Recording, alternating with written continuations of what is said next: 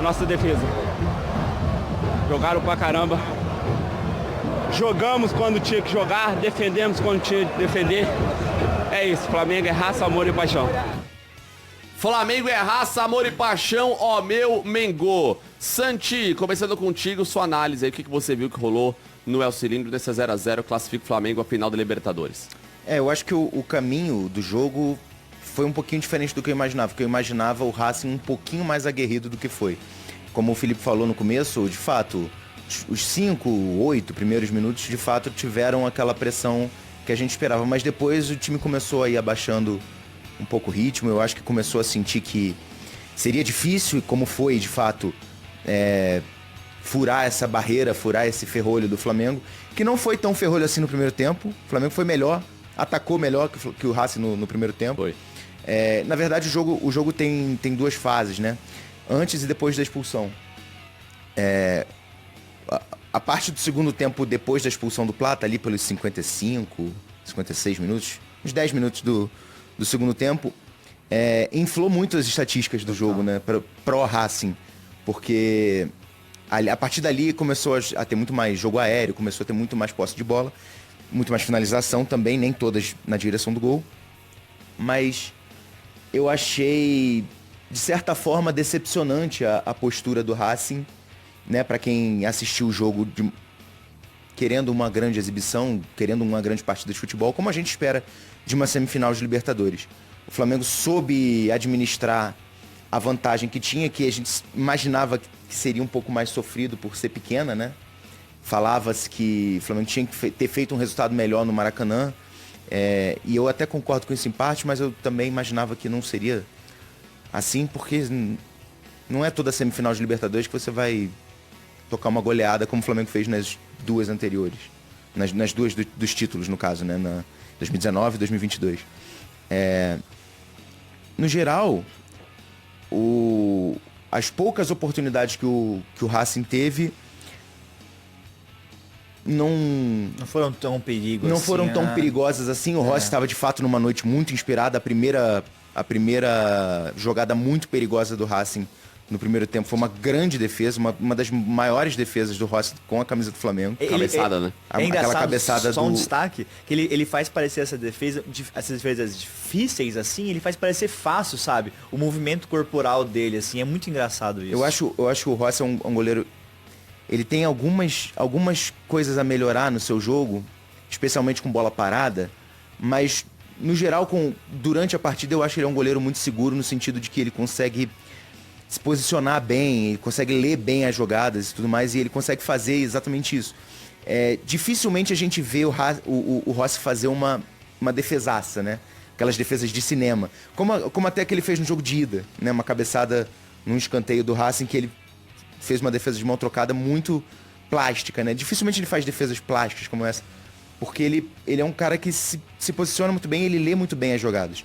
Eu acho que uma das maiores dificuldades dele talvez seja na bola parada. Ele até teve uma boa defesa no segundo tempo, que só foi uma grande defesa porque ele ameaçou sair um pouco da posição dele e acabou hesitando um pouco. E aí ele ficou meio que no meio do caminho. Isso já aconteceu em algumas ocasiões. Inclusive ele já tomou até alguns gols assim. Ô Santi, só aproveitando que você tá falando do Rossi, a nossa produção separou uma tela sobre o Rossi, né, com os números dele, pra corroborar, pra dar mais embasamento ao nosso debate, pra gente falar um pouquinho sobre o goleirão argentino, que foi bem demais ontem lá no El Cilindro. Olha aí, ó, a muralha rubro-negra, finalizações sofridas por Agostinho Rossi contra o Racing. 20 finalizações, 4 no alvo, 4 defesas, nenhum gol sofrido. Lembrando que dessas 4 defesas, a gente teve a cabeçada que tá ali no cantinho esquerdo, ali, aquela bolinha verde, foi a do primeiro tempo. A primeira finalização do Racing, né, no jogo praticamente, foi uma grande defesa.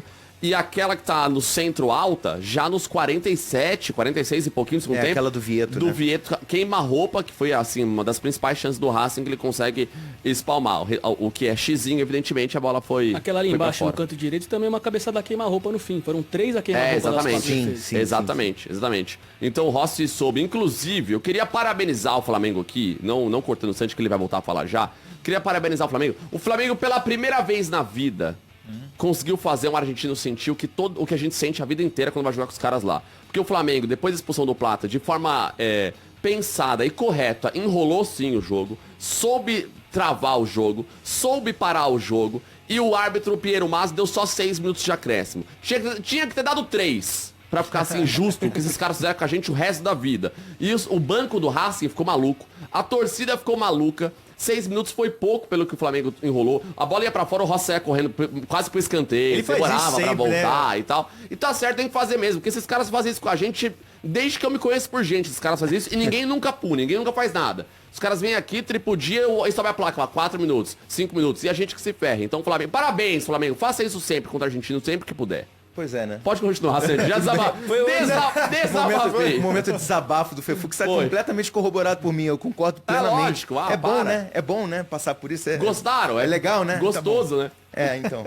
Mas de fato, assim, o Flamengo, um grande mérito do Flamengo, não só do Felipe Luiz, mas do Flamengo como um organismo só, é de entender isso, sabe? A Conmebol, há alguns anos, e acho que está começando a ficar uma coisa meio endêmica na arbitragem da Conmebol, é muito econômica nos acréscimos. Uhum.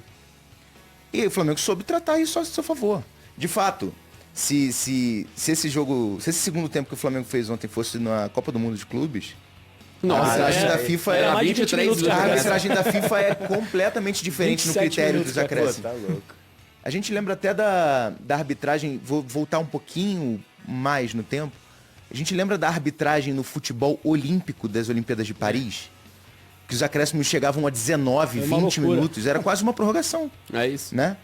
O Flamengo soube tratar isso a seu favor, né? De fato, o juiz ia ser econômico, como o Piero Mazza foi ontem, mas como qualquer outro árbitro seria, porque essa é a tônica da arbitragem da Conmebol, economizar nos acréscimos. O grande mérito do Flamengo nesse sentido foi isso, usar essa catimba a seu favor. 6 minutos até foi pouco, de fato.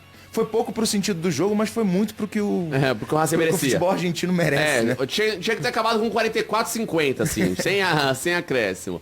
Ô, Felipe Silva, eu queria pedir pra você que você conseguisse pra gente destacar o que te chamou mais atenção em questão do setor do Flamengo ontem. O Rossi fez um grande trabalho, a defesa foi espetacular, o Pulgar e o Jorginho jogaram muita bola, o Bruno Henrique entrou jogando muito. Você consegue destacar um setor específico que possa ter se destacado ontem no jogo do Flamengo? Ô, Fefux, eu acho que o coletivo funcionou como um todo, sabe? A gente fala do Rossi, excelente a partida de ontem, até tem informação aqui que a gente vai falar sobre o futuro do Rossi e tudo mais. Só que um ponto que eu vou destacar, dentre todos esses que você falou, talvez seja o Léo Ortiz. Porque ele volta para essa partida, ele não jogou a partida de ida por conta de uma lesão, e ele volta como titular. E você vê como ele é um jogador muito diferente. E o Flamengo ganha com ele a questão de saída de bola, ele se impõe na zaga, e é por isso também que ele é cotado para estar entre os convocados da seleção brasileira. É um jogador muito diferente. Essa dupla funciona muito bem. E eu gostei de como o Flamengo funcionou como um todo. É um coletivo. Quando eu falo que o Felipe Luiz, ele é um técnico que não tem o mesmo brilho do Jorge Jesus, apesar de se inspirar no estilo de jogo do Jorge Jesus, ele é um técnico muito consistente, cara.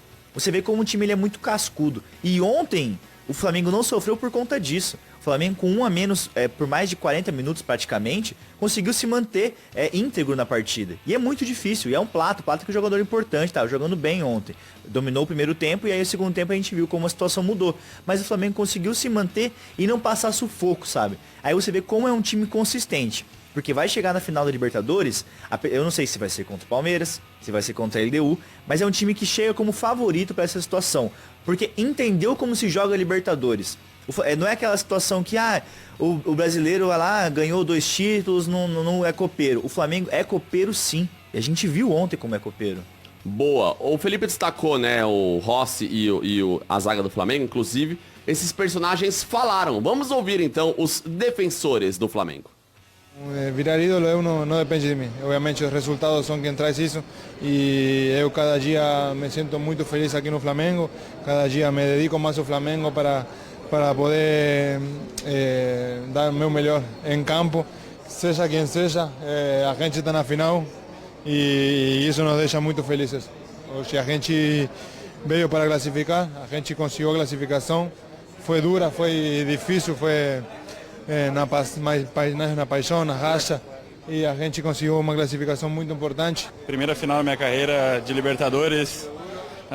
Como eu falei, depois do jogo que eu me machuquei contra o Palmeiras, acho que logo depois que eu fiz o raio-x e não tinha dado nenhuma fratura, eu eu falei, cara, eu preciso jogar algum dos jogos da semifinal, porque eu não tinha disputado nenhum na minha carreira inteira, eu tô com 29 anos, não sei, espero que eu possa voltar muitas vezes a esse lugar, mas não sei quando que eu vou estar de novo, então valorizo muito esse momento e muito feliz por tudo isso ter valido a pena. Eu acho que mesmo se as coisas não acontecessem, acho que teria valido a pena, porque eu teria feito o que minha cabeça e o que o meu coração manda, então de estar disputando essa semifinal com o Flamengo, mas feliz ainda por ter conseguido a classificação e tudo isso ter valido a pena. Diego Garcia, essa entrevista do Léo, pra mim, ela é muito emblemática, porque ele é muito honesto, né? Ele fala, pô, espero voltar mais vezes, mas eu valorizo esse momento porque eu não sei quando eu vou voltar de novo. É uma semifinal de Libertadores, não é um negócio que você tá todo dia, né? E ele valoriza